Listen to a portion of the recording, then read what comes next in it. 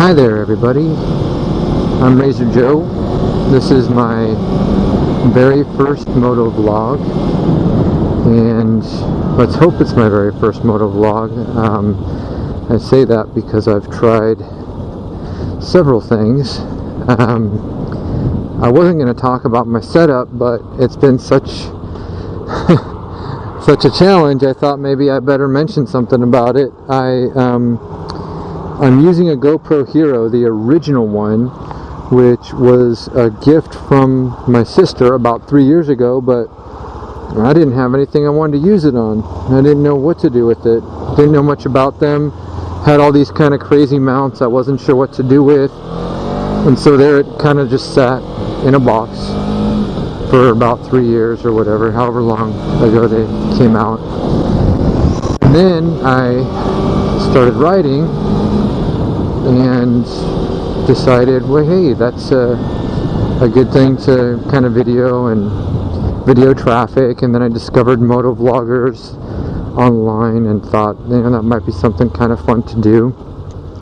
So I started using this thing, and I even ordered from Amazon an external mic input because I wanted to have people be able to hear me. It had an onboard mic integrated, but wasn't very good to hear with, for chatting. And I know a lot of the motovloggers I see, the audio is very good.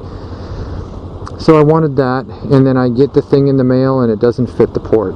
And then I even called GoPro. Come to find out, they don't even make one for that. It doesn't work. Tried to find other solutions. I even took the thing apart and tried to make an external mic connection like I'd saw on a YouTube video, but I messed it up horribly. The camera still works, but now the integrated mic does not work at all. So went out and bought a digital audio recorder, and the first one I had a weird hum in the background for some reason. Not sure where that came from. And so then this is the second one I've tried, which is a lot better, and I think sometimes the settings on the voice. So for those of you who are maybe just trying it for the first time and you're trying to use a digital audio recorder, just double check the settings, because some of them have different scene settings you can use for the like a meeting or whatever. And the one I have, I'm setting it was set for meeting, which I assume picks up almost everything in proximity, so the quality was very poor because it was just getting everything. And then I put it on, it's not really dictation, but it says voice, like voice memo, and that seemed better, but it was still messing up when I was going to anything faster than about 40. It seemed like my voice was cutting out. That's what it sounded like anyway. Or there was just so much wind noise. And I had the little fuzzy thing that came on the mic on there this last time, and that seemed to help a little bit, but not really enough. And so now I've wrapped it even further, and so we'll have to see how it goes. Wow, this is getting tight in here. Some of these folks do not seem to want to let me go through, which is unfortunate because it's very trafficy.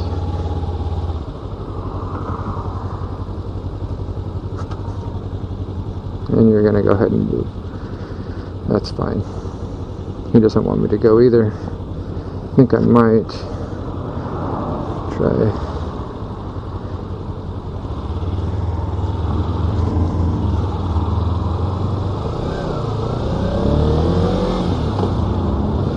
Okay, so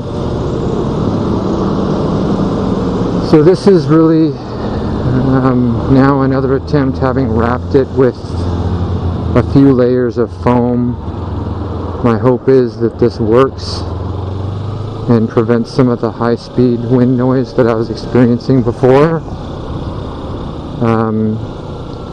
And if this doesn't work, I really just don't know what I'm going to do.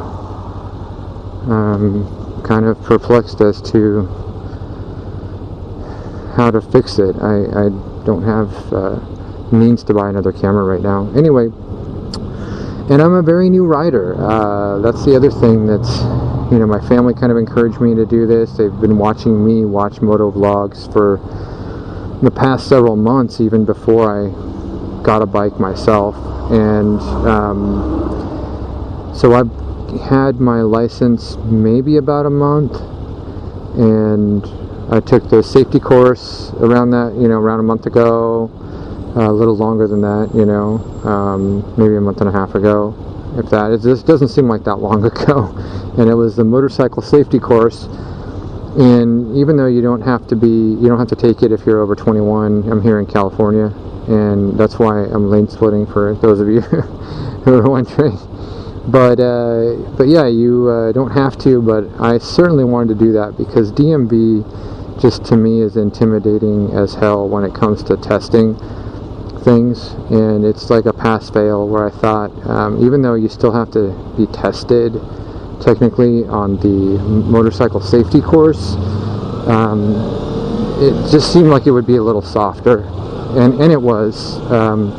There are some folks that did things a couple times because they didn't quite do them properly the first time, and I don't think DMV would give you that same latitude. I think it would either be pass-fail, whereas they got a little bit of retry on my course. I don't know if they're supposed to do that, but that's what they did. And so it was a lot better. You just take that down and get your license. I already took the permit test, actually, before I even took my safety course. I had taken the permit test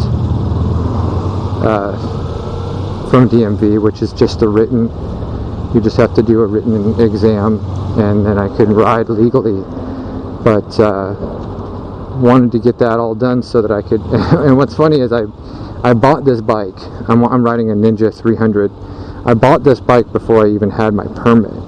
No license, no permit, no nothing. But I'd been looking in the paper like online, you know, Craigslist and stuff like that for, oh gosh, like about a year.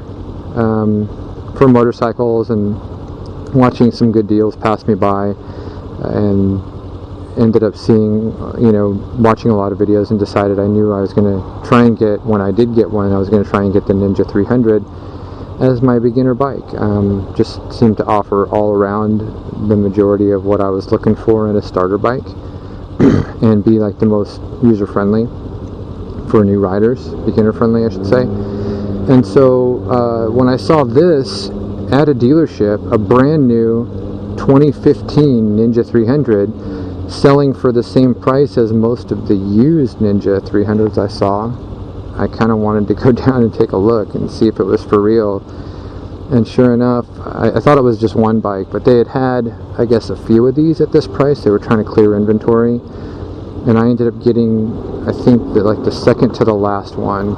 And I'd been seeing this ad for like 3 weeks in the you know, on the classifieds for motorcycle sales or whatever.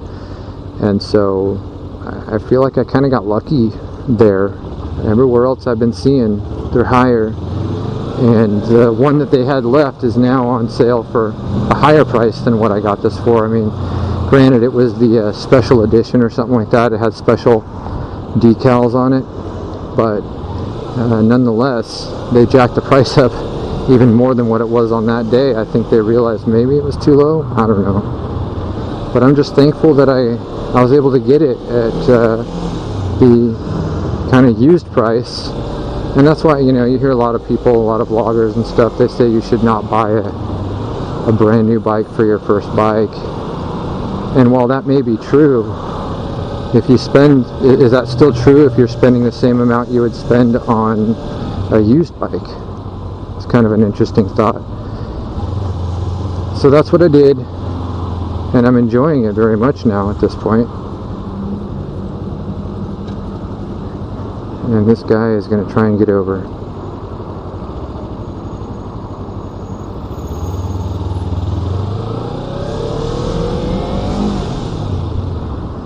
I don't know if there's an accident up here or what's going on. Everyone seems to be trying to get over though.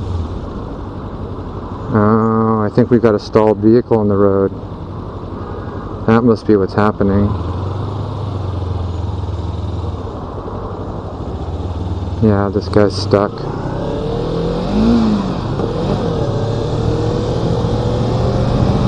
Okay, so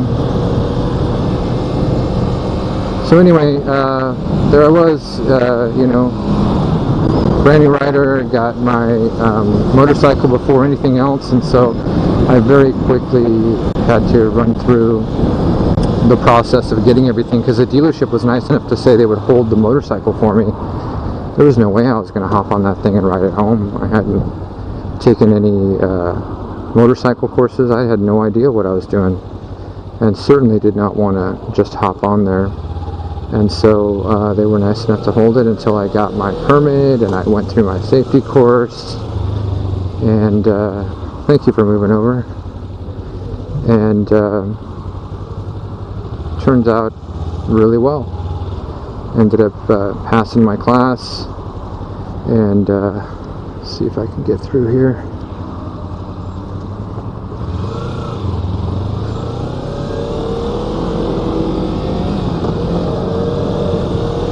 And drove it home at about, you know, 23 to 32 miles an hour, and everyone behind me was pissed, but I was so afraid of wrecking. Any of you riders who are brand new, especially if you're riding something that you definitely don't want to wreck, may know what I'm talking about, but you just don't. Is this lady going to move over? What are you doing? Go, move over.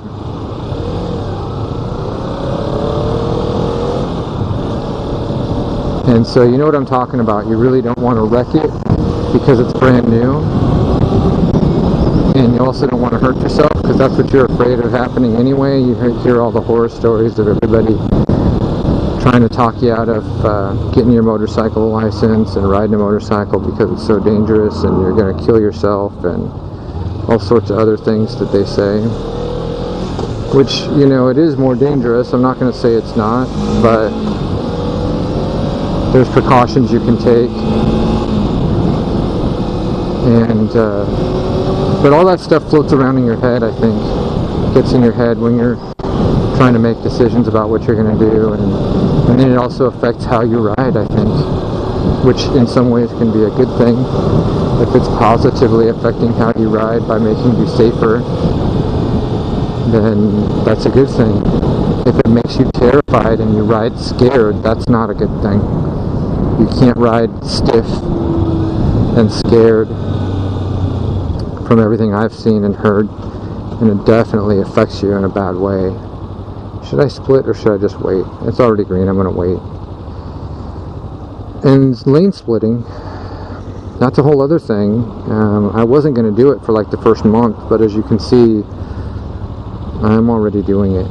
And I'm trying not to do it crazy. I'm trying to do it pretty safe and sane, pretty slow speeds. But it gets tough when there's traffic, knowing I can go in between it, you know. And in California, we're the only state here in the U.S. that's allowed to lane split. And that may be changing soon. I'm hoping it does. Because honestly, I'd like to get out of California someday. But it's, they're gonna actually make a law. I guess there's no official law about it right now, so they're gonna actually make a law. Something about you cannot lane split over 50 miles per hour, and you see, not over 50 miles an hour, and not faster than, I think, 15 miles an hour, you know, faster than the current traffic speed, which means if everybody stopped, you can't be passing people at 35. It means, and it also means that on the freeway, you can't be passing people at 60. So I think that's good, and maybe it'll make a lot of the haters. There's a lot of lane splitting haters out there who really hate lane splitters, and maybe it'll make them recognize that it's an accepted thing if there's an actual law about it. I'm not going to hold my breath on that one. People are usually pretty set in their ways, but I'm hoping that it'll make people more tolerant. I haven't had any ill effects yet from lane splitting. Some people even move over, like a couple of people did just a little bit ago, and I really enjoy that. That, you know, it lets you know two things. Number one, they're not mad at you necessarily for lane splitting, and number two, they were paying attention. and I love drivers who pay attention. So, well, this has kind of gotten into a ramble. I'm probably going to edit a fair bit amount of this out. So, hey, motorcycle. But thanks for watching my very first motovlog, guys. And like I said, hope to be many more later. This is Razor Joe, and we'll see you next time.